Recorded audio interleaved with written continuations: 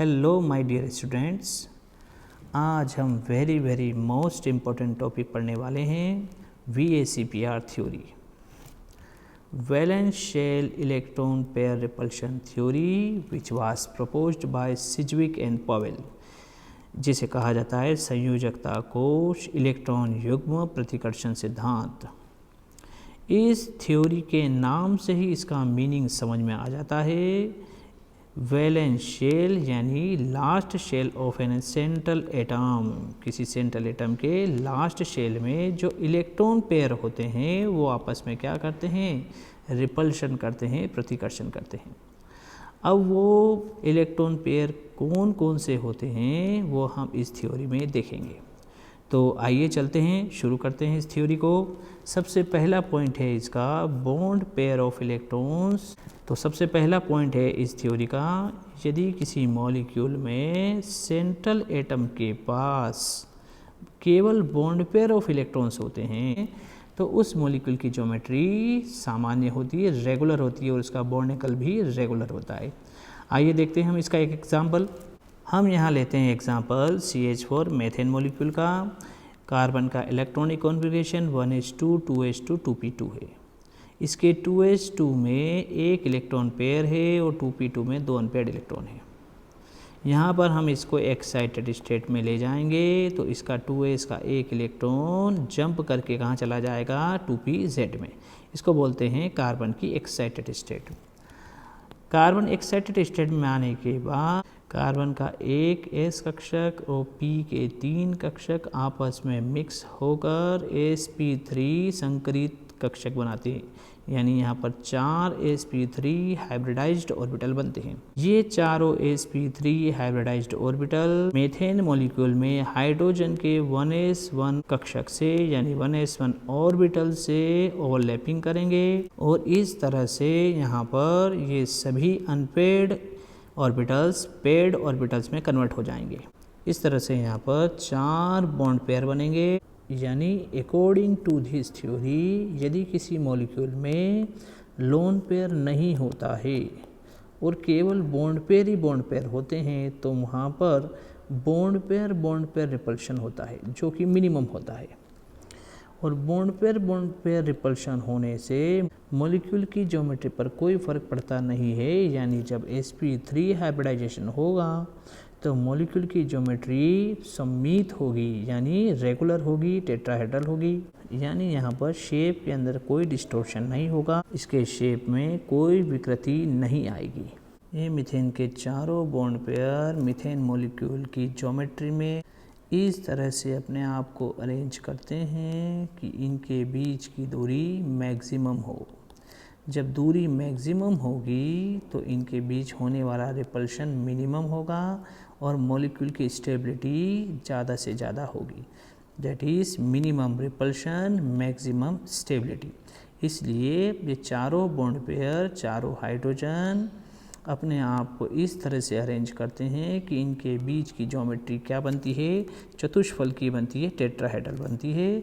और in bond pairs के बीच में, इन बॉन्ड्स के बीच में बॉन्ड एंगल बनता है 109.5 degree, which is a regular geometry for sp3 hybridization. यानी sp3 हाइब्रिडाइजेशन जब होता है तो ज्योमेट्री हमेशा टेट्राहेड्रल होती है और बॉन्ड एंगल होता है 109.5 डिग्री। आइए देखते हैं हम अब इस थ्योरी का सेकंड पॉइंट। दूसरा पॉइंट क्या कहता है, यदि किसी मॉलिक्यूल में बॉन्ड पेयर के अलावा लोन पेयर के इलेक्ट्रॉन्स भी होते हैं तो यहाँ पर 3 तरह के रिपल्शंस होते हैं। अब लोन पेयर ऑफ इलेक्ट्रॉन क्या होते हैं, किसी एटम की लास्ट शेल में ए से इलेक्ट्रॉन के जोड़े जो बॉन्ड बनाने में भाग नहीं लेते हैं। आई रिपीट, ए से इलेक्ट्रॉन के जोड़े जो बॉन्ड बनाने में भाग नहीं लेते हैं। ए से इलेक्ट्रॉन के जोड़ों को बोला जाता है लोन पेयर। किसी सेंट्रल एटम के पास बॉन्ड पेयर भी है और लोन पेयर भी है तो वहाँ पर 3 तरह के रिपल्शंस हो सकते हैं। सबसे पहला होगा लोन पेयर रिपल्शन सबसे ज़्यादा होता है, is greater than lone pair bond pair, यानी लोन पेयर रिपल्शन ज़्यादा होता है। यदि किसी एटम के पास 2 लोन पेयर है तो वहाँ पर लोन पेयर रिपल्शन भी होगा, जैसे वाटर में होता है, वाटर में ऑक्सीजन के पास होता है।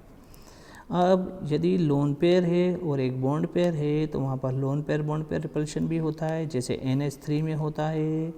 और लास्ट में आता है सबसे लो रिपल्शन होता है बॉन्ड पेयर में, जो हमने देखा CH4 में। यानी अकॉर्डिंग टू VSEPR थ्योरी सबसे ज़्यादा रिपल्शन होता है लोन पेयर ऑफ इलेक्ट्रॉन्स में, फिर होता है lone pair bond pair of electrons में, और फिर लास्ट होता है सबसे कम रिपल्शन होता है बॉन्ड पेयर और बॉन्ड पेयर्स में। यानी लोन पेयर होने से क्या होता है, बॉन्ड एंगल घट जाता है। Bond angle is inversely proportional to 1 upon number of lone pair of electron. जितने ज़्यादा किसी एटम के अंदर लोन पेयर ऑफ इलेक्ट्रॉन बढ़ते जाएंगे उसका बॉन्ड एंगल उतना ही घटता जाएगा। अब बात करते हैं थर्ड पॉइंट की। थर्ड पॉइंट बोलता है by increasing 1 loan pair of electron will decrease bond angle by 2.5 degree. यानी किसी मॉलिक्यूल में सेंट्रल एटम के पास एक लोन पेयर बढ़ता है तो उसका बॉन्ड एंगल 2.5 यानी 2.5 डिग्री से कम हो जाएगा। एक लोन पेयर बढ़ने पर उसका बॉन्ड एंगल 2.5 डिग्री से कम हो जाएगा। 2 लोन पेयर बढ़ने पर उसका बॉन्ड एंगल 5 डिग्री से कम हो जाएगा। यानी हम यहाँ कुछ sp3 हाइब्रिडेशन के उदाहरण देखते हैं। मीथेन के अंदर रेगुलर ज्योमेट्री होती है, बॉन्ड एंगल भी रेगुलर होता है 109.5। अब यहाँ NH3 की बात करते हैं। NH3 के अंदर 1 लोन पेयर होने के कारण इसका बॉन्ड एंगल 2.5 डिग्री कम हो जाता है। अब H2O के अंदर 2 लोन पेयर होने के कारण इसका बॉन्ड एंगल 5 डिग्री कम हो जाता है। आइए देखते हैं, हम इन एग्जांपल्स को एलाबोरेट करते हैं, इनका एक्सप्लेनेशन देखते हैं। सबसे पहले हम बात करेंगे अमोनिया की। बात करते हैं NH3 मॉलिक्यूल की। Nitrogen central atom 1s2 2s2 2p3। यहाँ पर 2s में एक लोन पेयर होता है। लोन पेयर यानी लास्ट शेल में, इसका लास्ट शेल होता है 2।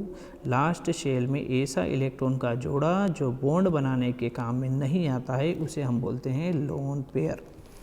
तो इसके पास एक लोन पेयर होता है और 3 अभी ये अनपेयर्ड इलेक्ट्रॉन है या अनपेयर्ड ऑर्बिटल से। एक एस का ऑर्बिटल और एक 3 पी के ऑर्बिटल आपस में अपने कैरेक्टर को मिस करके यहाँ पर 4 नए कक्षक ऑर्बिटल्स बनाते हैं। इस तरह से ये शो करते हैं sp3 हाइब्रिडाइजेशन। तो यहाँ पर 4 sp3 संकरित कक्षक का निर्माण हुआ, जिसमें एक में लोन पेयर है और 3 में अनपेयर्ड इलेक्ट्रॉन है। ये 3 अनपेयर्ड ऑर्बिटल्स हाइड्रोजन के 1s1 ऑर्बिटल के साथ ओवरलैपिंग करेंगे और ओवरलैपिंग करके ये बन जाएंगे पेयर्ड। इस तरह से हाइड्रोजन का 1s1 ऑर्बिटल्स इन तीनों sp3 संकरित कक्षकों से ओवरलैप करके क्या बना देगा, यहाँ पर 3 बॉन्ड पेयर बना देगा।